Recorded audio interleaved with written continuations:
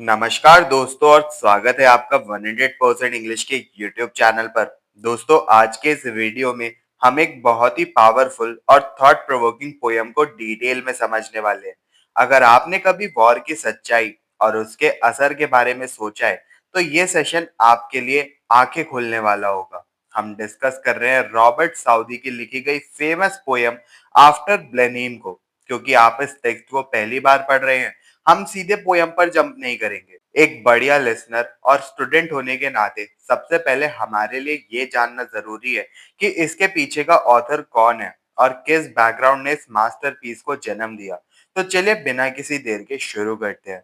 सबसे पहले बात करते हैं उस इंसान की जिसने ये शानदार पोयम लिखी थी। रॉबर्ट साउदी एक बहुत ही मशहूर इंग्लिश पोएट थे जिन्हें उनके शानदार कंट्रीब्यूशन के लिए इंग्लैंड का पोएट लॉरेट भी बनाया गया था। लेकिन उनका शुरुआती जीवन किसी आम कवि जैसा शांत नहीं था। वो बचपन से ही एक बागी थे, एक रेबेल थे।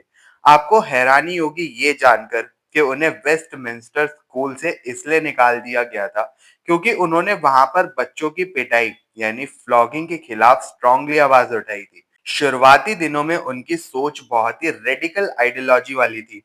वो थॉमस पेन की राइटिंग्स और फ्रेंच रेवोल्यूशन से काफी ज्यादा प्रभावित थे।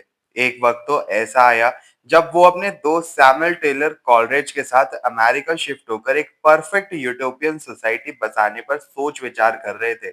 हालांकि बाद में उन्होंने ये आइडिया छोड़ दिया और अपना ध्यान प्लेज और बैलेड्स लिखने पर लगाया, जिसमें से इंचकेप रॉक और आज की पोयम आफ्टर ब्लेनहीम बहुत फेमस हुई। 1794 में उन्होंने वॉट टेलर नाम के एक 3 एक्ट ड्रामेटिक पोयम लिखी जो 1381 के पीजेंट्स रेवोल्यूशन पर बेस्ड थी। ये पोयम उन किसानों के विरोध पर थी जिन पर फ्रांस के खिलाफ वॉर का खर्चा निकालने के लिए नए वॉर टैक्सेस लगाए गए थे। रॉबर्ट साउदी वर्स फॉर्म के एक बहुत ही प्रसिद्ध राइटर थे और एक अकम्पलिश्ड बायोग्राफर भी थे जिन्होंने द लाइफ ऑफ नेल्सन भी लिखी। भले ही पोएट्री के मामले में वो विलियम वर्ड्सवर्थ जैसे अपने पीयर्स के लेवल पर नहीं थे, पर उनकी प्रोज राइटिंग इतनी बढ़िया थी कि खुद लॉर्ड ब्रायन ने उनकी राइटिंग्स को परफेक्ट कहा था।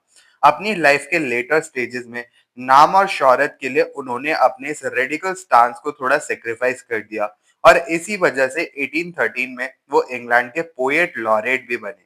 चलिए, जब हमको पोएट के बागी और बाद में बदलते हुए नेचर का आइडिया लग गया है तो अब शिफ्ट करते हैं उस हिस्टोरिकल इंसिडेंट की तरफ जिसके ऊपर ये पोयम बेस्ड है। अब समझते हैं कि आखिर किस दौरान ये पोयम सेट की गई है। आफ्टर ब्लेनहीम, जिसे 1796 में लिखा गया था, उसको द बैटल ऑफ ब्लेनहीम भी कहा जाता है। इस पोयम का पूरा subject matter war of Spanish succession पर बेस्ड है जो 1701 से 1714 के बीच चल रहा था। इस भयंकर युद्ध की शुरुआत 1700 में हुई थी जब चार्ल्स द सेकंड की डेथ बिना किसी उत्तराधिकारी यानी सक्सेसर के हो गई थी। इसके बाद किंग लुइस 14 के पोते फिलिप द फिफ्थ ने कंट्रोवर्शियल तरीके से गद्दी संभाल ली। इस चीज ने एक बड़ा बवाल मचा दिया और देखते ही देखते ऑस्ट्रिया और फ्रांस के बीच एक मैसिव वॉर शुरू हो गई। ऑस्ट्रिया का यह मानना था कि फ्रांस ने बहुत ही गलत और अनफेयर मीन से पावर हथियाई है। इस टकराव का नतीजा ये हुआ कि पूरा यूरोप इस वॉर के अंधेरे में घिसट गया। लेकिन इस लंबे युद्ध का एक बड़ा टर्निंग पॉइंट आया जर्मनी के एक छोटे से ब्रवेरियन शहर ब्लेनहीम में। यहाँ पर इंग्लैंड द्वारा लेड की गई ऑस्ट्रियन आर्मी ने फ्रांस की लेड आर्मी को पूरी तरीके से हरा दिया। इस जीत को लाने वाले दो सबसे बड़े हीरोज थे द इंग्लैंड के ड्यूक ऑफ मार्लबोरो और prince Eugene of Savoy. Robert Southey ने अपनी इस पोयम में इन दोनों योद्धाओं का विशेष जिक्र किया है। तो दोस्तों, ये था हिस्ट्री का सच। पर हमारे पोएट इस हिस्ट्री को कैसे ट्रैप करते हैं, इस हिस्ट्री को कैसे रिकॉर्ड करते हैं, चलिए इसका बैकग्राउंड समझते हैं। ये पोयम एक बैलेड फॉर्म में है जहां कहानी शुरू होती है तो बच्चों से जो अपने ग्रैंडफादर से एक ह्यूमन स्कल, एक खोपड़ी के बारे में सवाल पूछ रहे हैं। इसके बाद ग्रैंडफादर उन्हें उस वॉर का डरावना डिस्क्रिप्शन देते हैं जिसने बड़े पैमाने पर घरों को बर्बाद कर दिया था। वो बताते हैं कि कैसे सिविलियन कैजुअलिटीज आम बात हो गई थी उस टाइम पर। चारों तरफ लाशें सड़ रही थी जो वॉर की मानव हत्या और इनह्यूमैनिटी को दिखाता है। रॉबर्ट साउदी इस पोयम के जरिए उन आम लोगों यानी कॉमन फोक पर फोकस डालते हैं जो किसी भी वॉर में सबसे ज्यादा सफर करते हैं। ये आम लोग इस वॉर की क्रूएलिटी और ब्रुटैलिटी को कंप्लीटली डिसअप्रूव करते हैं, भले ही लोग इसे कितना भी हीरोइक बनाकर ग्लोरीफाई क्यों ना करते रहें। इस पोयम में एक बहुत बड़ी आयरनी ये है कि ग्रैंडफादर बार बार इस तबाही को अ फेमस विक्ट्री और अ ग्रेट विक्ट्री कहते हैं, लेकिन उनके इन शब्दों का कोई वजूद या फिर बेस नहीं है, क्योंकि वो अपने बच्चों को ये समझा नहीं पाते कि आखिर ये युद्ध का असल रीजन था क्या। आम इंसान की जिंदगी में युद्ध शुरू होने का कोई मतलब नहीं होता, क्योंकि इसके रीजंस या इसके डिवास्टेटिंग कॉन्सिक्वेंसेस के बारे में आयोटा ऑफ नॉलेज यानी जरा सा भी उनको ज्ञान नहीं होता। उनकी चिंता और उनका ध्यान सिर्फ एक चीज पर होता है, या तो जीत यानी कि विक्ट्री पर, या फिर लॉस यानी कि हार पर। अब जब हमने इस पोयम के कंटेक्स्ट को अच्छे से समझ लिया है, तो चलिए फटाफट स्टैंजा बाय स्टैंजा और लाइन बाय लाइन इसको डिकोड करने की कोशिश करते हैं। आपको बस आराम से सुनना है और कहानी को इमेजिन करना है। It was a summer evening. Old Caspar work was done, and he before his cottage door was sitting in the sun, and by him sported on the green his little grandchild Wilhelmine। ये first stanza एक बहुत ही पिक्चरिस्टिक description यानी मनमोहक दृश्य को दिखाता है, जहां एक गर्मी की शाम है, यानी एक समर्स इवनिंग का वक्त चल रहा है। पोएट हमें पोयम में मेन कैरेक्टर से मिलवाते हैं, जो हमारे बूढ़े कैस्पर हैं। उन्होंने दिन भर अपना काम खत्म कर लिया है और वो अपने कॉटेज के दरवाजे के सामने धूप में आराम से बैठे हैं। वहीं पास में ही हरे घास के मैदान पर उनकी छोटी सी पोती विल्हेल्मीन उनके सामने खेल रही है। शुरुआत में माहौल बहुत ही शांत और पीसफुल लग रहा है। She saw her brother Peterkin roll something large and round, which he besides the rivulet in playing there had found. He came to ask what he had found that was so large and smooth and round. अचानक उस शांति में एक छोटी सी curiosity जुड़ जाती है। खेलते खेलते विलेल्मीन देखती है कि उसका भाई पीटर किन एक गोल और बड़ी सी चीज को जमीन पर लुढ़का रहा है, यानी रोल कर रहा है। उस छोटे बच्चे को ये लार्ज स्मूथ एंड राउंड चीज पास एक छोटी नदी या फिर एक रिवुलेट के किनारे मिली है। अपने भोलेपन में, अपने इनोसेंस में, और ये जानने के लिए कि आखिर ये अजीब सी गोल चीज क्या है, वो तुरंत दौड़कर अपने ग्रैंडफादर कैस्पर के पास ये इंफॉर्मेशन लेने आता है। Old Caspar took it from the boy, who stood expectant by, and then the old man shook his head, and with a natural sigh, "'Tis some poor fellow's skull," said he, "who fell in the great victory." जैसे ही Caspar ने उस large और smooth round चीज को अपने पोते के हाथों से लिया, उन्होंने एक गहरी सांस साए छोड़ते हुए अपना सिर हिलाया, क्योंकि उन्हें तुरंत समझ आ गया वो एक इंसान का सर है, यानी पुअर फेलो स्कल एक इंसान की खोपड़ी है जो कि युद्ध में मारा गया था। यहाँ पर एक बहुत बड़ी आयरनी देखने को मिलती है। कैस्पर ब्लेनहीम की इस बैटल को एक ग्रेट विक्ट्री बुलाते हैं, जबकि इसकी कीमत इतनी सारी ह्यूमन लाइफ्स के नुकसान से चुकाई गई थी। बच्चे के अंदर अभी भी उत्सुकता थी, वो एक्सपेक्टेंट था, पर सच्चाई बहुत ही डरावनी होने वाली है। I find them in the garden, for there's many here about, and often when I go to plow, the plowshare turns them out. For many thousand men, said he, were slain in the great victory. इस stanza में Caspar एक ऐसी बात बताते हैं जो हमें अंदर तक हिलाकर रख देगी। वो कहते हैं कि जमीन पर हल चलाते वक्त, प्लोइंग करते वक्त उन्हें ऐसी बहुत सी खोपड़ियां मिलती रहती थी, क्योंकि उस जीती गई वॉर में हजारों सोल्जर्स मारे गए थे। उन सिपाहियों की लाशें आज भी उन खेतों में अननोटिस्ड, यानी बिना किसी पहचान के दबी पड़ी हैं। हालांकि यहाँ कैस्पर द्वारा ग्रेट विक्ट्री वर्ड का यूज करना उन सिपाहियों के सेक्रीफाइस पर उनके प्राइड को दर्शाता है, जिन्होंने उस वॉर में वाइटल रोल प्ले किया था। Now tell us what it was all about. Young Peterkin, he cries, and little Wilhelmine looks up with wonder-waiting eyes. Now tell us all about the war and what they fought each other for. जब वो दोनों बच्चों ने great victory और war के बारे में सुना, तो उनकी एक्साइटेड क्यूरियोसिटी और ज्यादा बढ़ गई। उन्हें ये जानने की बड़ी जल्दी थी कि आखिर ये युद्ध किस बात के लिए लड़ा गया था, यानी उनका पर्पस क्या था। बच्चों ने वॉर और सेक्रीफाइस के आइडिया को एक थ्रिल, एडवेंचर और एक्साइटमेंट से जोड़ लिया था। छोटी विल्हेल्मीन अपने दादा की तरफ वंडरिंग वेटिंग आईज के साथ, यानी पूरी एंटिसिपेशन और हैरानी के साथ देखती है, इस स्टेंजा में पोएट ने एक बच्चे से जुड़ी उत्सुकता, क्यूरियोसिटी और जोश यानी कि एंथुसियाज्म को बहुत ही बखूबी डिस्टिंग्विश करने की कोशिश की है। It was the English Caspar cried who put the French to rout, but what they fought each other I could not well make out. But everybody said, quoth he, that it was a famous victory. अब Caspar जवाब देते हैं कि ब्लेनहीम की battle जो war of Spanish succession की major battle थी, उसमें इंग्लिश ने सक्सेसफुली फ्रैंको बवेरियन आर्मी यानी फ्रेंच को पूरी तरीके से हरा दिया। हालांकि कैस्पर को इस ग्रेट विक्ट्री पर बहुत गर्व है यानी कि प्राइड है, पर वो अपने ग्रैंड चिल्ड्रन को इस वॉर के पीछे का एक्चुअल रीजन नहीं बता पाते। असल में उन्होंने कभी इसके पीछे का पर्पस जानने की कोशिश ही नहीं की। उन्होंने सिर्फ वही सच मान लिया जो बाकी लोग कहते थे, यानी कि एक फेमस विक्ट्री थी। My father lived at Blenheim then, yon little stream hard by. They burnt his dwelling to the ground, and he was forced to fly. So with his wife and child he fled, nor had he where to rest his head. इस stanza में हम observe करते हैं कि Caspar अपने past की memories को याद कर रहे हैं। वो बच्चों को बताते हैं कि उनके जो फादर थे वो ब्लेनहीम में उसी छोटी नदी के पास रहा करते थे। फ्रेंच सोल्जर्स ने कई मासूम लोगों के घर जला दिए, जिसमें उनके पिता का घर भी शामिल था। इस तबाही की वजह से लोगों को अपना गांव छोड़ना पड़ा और एक सेफर प्लेस ढूंढने पर मजबूर होना पड़ा। कैस्पर के फादर अपनी वाइफ और छोटे कैस्पर को लेकर वहां से भागे ताकि उनको कोई शेल्टर मिल सके। पर उस डरावनी वॉर के कारण उनको कोई घर नहीं मिला, जिसने उनकी फैमिली को होमलेस बना दिया। With fire and sword, the country round was wasted far and wide, and many a childing mother then and newborn baby died. But things like that you know must be at every famous victory. Stanza 8 war के सबसे भयानक और horrific expect को दिखाती है। यहाँ fire और sword का सिंबल ह्यूमन क्रुएलिटी और डिस्ट्रक्शन की एविल स्पिरिट्स को दर्शाता है।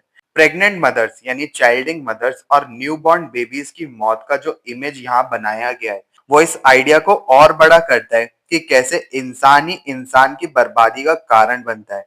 आइडिया ये एक्सप्रेस करना है कि कैसे एक बेकार और मीनिंगलेस वॉर जिसका नतीजा सिर्फ डैमेज और डिस्ट्रक्शन है, उसमें हजारों मासूम जानें चली जाती हैं। पोयम के इस हिस्से की आयरनी तब क्लियर होती है जब कैस्पर कैजुअली कहते हैं कि जहां भी ग्रेट विक्ट्री होती है, वहां ऐसी तबाही तो एक आम बात है। They say it was a shocking sight after the field was won, for many thousand bodies here lay rotting in the sun. But things like that must be after a famous victory.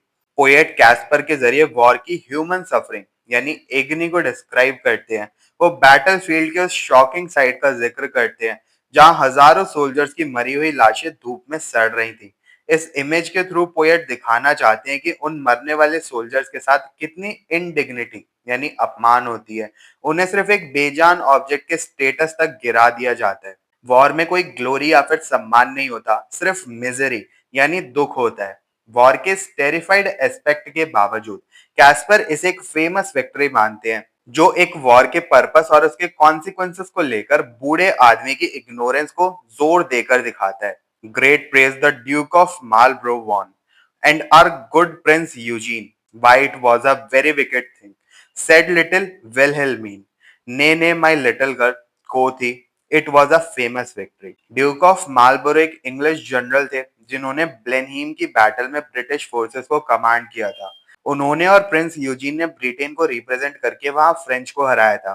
Caspar उन लोगों की खूब तारीफ करते हैं जिन्होंने nation के लिए फेमस विक्ट्री हासिल की, लेकिन छोटे विल्हेल्मीन इन बिना मतलब की तारीफों से कंफ्यूज होकर जोर से कहती है कि वॉर एक विकेट थिंग यानी एक बहुत ही बुरी चीज थी। पोयम में पहली बार हमें वॉर की फॉल्स ग्लोरी पर किसी का स्ट्रांगली डिसअप्रूवल देखने को मिलता है, पर कैस्पर अपनी पोती को समझाने के बजाय उसे टोकते हुए दोबारा वही बात रिपीट करते हैं, क्योंकि उसमें उन्हें फेमस विक्ट्री की ग्रैंड सक्सेस दिलाई है। After everybody praised the Duke, who this great fight did win.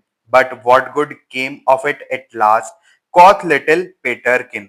Why that I cannot tell, said he, but it was a famous victory. इस आखिरी स्टेंजा में जो पोयम को कंक्लूड करता है, कैस्पर उस ड्यू की पूरी तारीफ कर रहे हैं जिसने उनकी मदरलैंड इंग्लैंड के लिए वॉर जीती। अपने बच्चे वाले इनेट नेचर के साथ छोटा पीटरकिन अपने दादा से एक सीधा सवाल पूछता है कि इस वॉर की आने वाली जनरेशंस के लिए वर्थ यानी कीमत या फिर फायदा क्या है। उस यंग माइंड के इस क्वेरी का जवाब देने में इनेबल होकर कैस्पर आखिर में सिर्फ यही बोल पाते हैं कि ये एक फेमस विक्ट्री थी। ये पोयम की सबसे दिल छू लेने वाली यानी पाइग्नेंट आयरनी है कि इतने लॉस और तबाही होने के बावजूद भी उस बूढ़े इंसान के पास दोहराने के लिए सिर्फ यही एक बात है कि युद्ध ने उन्हें नेशनल प्राइड दिलाया था। बच्चों के इन सीधे सवालों ने इस पोयम को एक सच्चा एंटी वॉर एंथम बना दिया। रॉबर्ट साउदी ने बहुत ही ब्रिलियंटली एक आम सिटीजन की इग्नोरेंस और बच्चों की इनोसेंट विजडम का कंट्रास्ट दिखाया इस पोयम के अंदर। और यहाँ पर हमारा लाइन बाय लाइन एनालिसिस भी कंक्लूड होता है। अब तक हमने ऑथर के बैकग्राउंड और पोयम की एक एक लाइन को डिटेल में समझा। अगर आपने लाइन बाय लाइन एक्सप्लेनेशन ध्यान से सुनी है तो आपको रियलाइज हुआ होगा कि यह सिर्फ एक दादा और पोते पोती की आम कहानी नहीं है। इसके अंदर पोएट ने काफी सारे डीप मीनिंग्स और इम्पोर्टेंट मैसेजेस छुपा कर रखे हैं। इस फाइनल पार्ट में हम इस पोएम के ओवरऑल एनालिसिस, इसके कोर थीम्स और आखिर में एक सॉलिड कंक्लूजन पर बात करेंगे। तो चलिए सीधे पॉइंट पर आते हैं। पोएट ने इस पोएम को जिस तरीके से स्ट्रक्चर किया है वो खुद में ही एक मास्टर क्लास है। आइए इसका एनालिसिस करते हैं। सबसे पहले देखते हैं द बैलेड फॉर्म को। ये एक एंटी वॉर पोयम है जिसे 1796 में ट्रेडिशनल बैलेड फॉर्म में लिखा गया था। बैलेड यानी एक ऐसी कविता जो गाने या फिर स्टोरी टेलिंग की फॉर्मेट में होती है। कवि ने कंट्रोवर्शियल टोन का यूज किया है जहां एक किसान अपने ग्रैंड चिल्ड्रन से बात कर रहा है जिससे स्टोरी एकदम रियल और रिलेटेबल लगती है। The historical setting. ब्लेनहीम असल में एक जर्मन गांव ब्लेंडहीम का इंग्लिश इक्विवेलेंट है जो सदर्न जर्मनी में स्टेट बवारिया में रिवर डान्यूब के लेफ्ट बैंक पर स्थित है। ये वही जगह है जहां 18th सेंचुरी की famous battle of Spanish succession लड़ी गई थी। The symmetrical structure. पोयम का स्ट्रक्चर बहुत ही सिमेट्रिकल है। लगभग हर स्टैंजा में कॉन्शियसली वॉर के भयानक अकाउंट्स और ब्लडशेड यानी खून खराबे को डिस्क्राइब किया गया है। The stark irony. Robert Southey ने डायरेक्ट वॉर के खिलाफ बोलने से सेफ डिस्टेंस मेंटेन किया है पर उन्होंने डेलिबरेट आयरॉनिकल प्लॉट का यूज किया है। एक तरफ वॉर की ग्रूसम यानी भयानक डिटेल्स हैं और दूसरी तरफ बूढ़े कैस पर कैजुअली उसको ग्रेट विक्ट्री बुला रहे हैं। यह दिखाता है कि कैसे आम लोग वॉर के ट्रेजिक कॉन्सिक्वेंस को अनदेखा कर देते हैं। अब बात करते हैं उन सेंट्रल थीम्स की जिन पर यह पूरी पोयम टिकी हुई है। इस पोयम का सबसे बड़ा थीम है वॉर का कंप्लीटली फिटाइल होना यानी बेकार और बेमतलब होना। पोयम में बार बार ये पॉइंट आउट किया जाता है कि चाहे वॉर कितनी भी फेमस क्यों ना हो, उसकी विक्ट्री कितनी भी फेमस क्यों ना हो, इसका नतीजा सिर्फ मासूम लोगों की जान जाना और प्रॉपर्टी का नुकसान होना ही होता है। ओल्ड कैस्पर बहुत विविडली यानी खुलकर बताते हैं कि कैसे लाशें धूप में सड़ रही थी जो वॉर को किसी हीरो वाले एक्ट के जगह एक विकेड थिंग यानी एक बुरी और शैतानी चीज प्रूव करता है। लोग ये तक नहीं जानते कि वॉर का एक्चुअल मीनिंग क्या है और इसके पीछे का कॉज क्या है। वो सिर्फ अपने लीडर्स के स्टबर्न यानी जिद्दी बिहेवियर को जस्टिफाई करने के लिए बनाई गई कहानियों पर यकीन कर लेते हैं। ये poem man's humanity to man के थीम को बहुत ही डीपली इंटरवीव करती है। कैस्पर को खेत में हल चलाते वक्त जो बहुत सारी खोपड़ियां यानी स्कल्स मिलते थे और जो खोपड़ी पीटरकिन को मिलती है वो सब इसी कायरता भरे कावर्डली काम का सबूत है। वॉर लाने वाले प्रिपेटर्स अपनी वाइल्ड एम्बिशन को पूरा करने के लिए पूरी ह्यूमैनिटी को सदियों तक प्रॉब्लम में डाल देते हैं जहां इनोसेंट सिविलियंस और बच्चों को भी नहीं बख्शा जाता। इस पोयम में एडल्ट वर्ल्ड और बच्चों की दुनिया के बीच एक सॉलिड कंट्रास्ट भी दिखाया गया है जहां एक तरफ एडल्ट वर्ल्ड इन सबसे अनजान, इग्नोरेंट और कॉम्प्लिसेंट यानी कि संतुष्ट है, वहीं बच्चे वॉर की विकेड कनेक्शन को जज करने की रिस्पॉन्सिबिलिटी लेते हैं। जैसे ही पीटरकिन को स्कल मिलता है वो प्रॉम्प्ट क्वेश्चन करता है। छोटी सी विल्हेल्मीन वॉर के रिपरकशंस को समझना चाहती है जबकि उसके दादा कैस्पर रोमांटिसाइज्ड नोशंस में फंसे हुए हैं और बस यही दोहराते हैं कि it was a great victory. Caspar उन सारी मौतों को नेशनल प्राइड के नाम पर जस्टिफाई करते हैं जो आज के समय में भी रेलेवेंट है। आखिरी थीम है इसमें फॉल्स नेशनल प्राइड का। कैस्पर उन सारी मौतों को नेशनल प्राइड के नाम पर जस्टिफाई करते हैं जो आज के समय में भी उतना ही रेलेवेंट है। ये आज की दुनिया के उस रिटोरिक की तरफ भी इशारा करता है जहां कंट्रीज गरीबी को इग्नोर करके अपने वेल्थ का एक बहुत बड़ा हिस्सा यानी लायन शेयर डिफेंस स्टैब्लिशमेंट्स को दे देती है। इस पोयम में डीप मैसेज को कन्वे करने के लिए कुछ पावरफुल सिंबल्स का भी यूज किया गया है। चले इनको भी डिकोड करते हैं। सबसे पहले द ह्यूमन स्कल। स्कल इस पोयम का सबसे इंपॉर्टेंट सिंबल है। इंसान की बॉडी का सबसे इंपॉर्टेंट फंक्शनरी होने के बावजूद वॉर के सामने इसकी कोई औकात या सिग्निफिकेंस नहीं होती, क्योंकि वॉर एक वाइल्ड फायर यानी जंगल की आग की तरह सब कुछ कंज्यूम कर लेती है। ये स्कल रिमोट पास्ट को इमीडिएट प्रेजेंट के साथ जोड़ता है। The setting the cottage outside. Old Caspar का अपने कॉटेज के अंदर नहीं बल्कि उसके बाहर बैठे होना सिंबॉलिक कॉनोटेशन रखता है। ये दर्शाता है कि कैसे वॉर ने बहुत से सिविलियंस को परमानेंटली होमलेस कर दिया, जो वॉर से स्ट्रांगली इफेक्ट होने के बाद कभी वापस अपनी लाइफ को नॉर्मल नहीं कर पाए। प्लोइंग द फील्ड यानी कि खेत जोतना। प्लोइंग की इमेजरी दिखाता है कि कैसे उन खोपड़ियों का नंबर बढ़ता जा रहा था, जो एक तरह से उन स्कल्स के सिंबॉलिक रिप्रोडक्शन को इंडिकेट करता है। एक ऐसी सच्चाई जो आने वाली जनरेशंस यानी बच्चों के लिए एक बहुत ही डिस्टर्बिंग साइट बन जाती है। तो आखिर में रॉबर्ट साउदी हमें किस कंक्लूजन पर लेकर आते हैं? आफ्टर ब्लेनहीम हमें मजबूर करती है कि हम किसी भी वॉर के पर्पस और उसके रिजल्ट पर गहराई से सोचें और उसकी वैलिडिटी पर सवाल उठाएं। पोयम ये स्ट्रांगली स्टैब्लिश करती है कि वॉर हमेशा अपने साथ सिर्फ और सिर्फ कैटेस्ट्रोफ यानी कि तबाही और डिस्ट्रक्शन यानी कि बर्बादी लेकर आती है। दोस्तों, युद्ध में सबसे अनडिनाइबल बात यही है कि इसमें लाइफ और प्रॉपर्टी का नुकसान तय है। कोई भी विक्ट्री चाहे वो कितनी भी ग्रेट या फेमस क्यों ना हो, उन जाने और जिंदगियों को कोई वापस नहीं ला सकता जो उसमें चली जाती है। एक इमीडिएट गेन के लिए सदियों तक कीमत चुकानी पड़ती है। इसलिए सऊदी ब्रिलियंटली आर्ग्यू करते हैं कि ह्यूमन सिविलाइजेशन के डेवलपमेंट के कंटेक्स्ट में वॉर किसी भी तरह से वेलकम करने लायक चीज तो बिल्कुल नहीं है। आफ्टर ब्लेनहीम एक क्लियर मैसेज देकर पूरी होती है कि war is something which must be avoided, as all it brings is more destruction and dissatisfaction in this cruel world। मुझे पूरी उम्मीद है कि इस वीडियो के बाद आपको ये पोयम अच्छे से क्लियर हो गई होगी और आपको वॉर को देखने का और उसको क्वेश्चन करने का एक नया नजरिया मिला होगा। अगर फिर भी आपके कोई भी डाउट्स है तो आप कमेंट सेक्शन में जरूर से पूछ सकते हैं। अगर आपको ये वीडियो पसंद आई हो तो इसको लाइक और शेयर जरूर करें और 100% इंग्लिश चैनल को सब्सक्राइब कर लीजिए और ऐसे डिटेल्ड वीडियोस के लिए। मिलते हैं फिर अपने नेक्स्ट वीडियो में। तब तक के लिए happy studying and best of luck for your upcoming examination.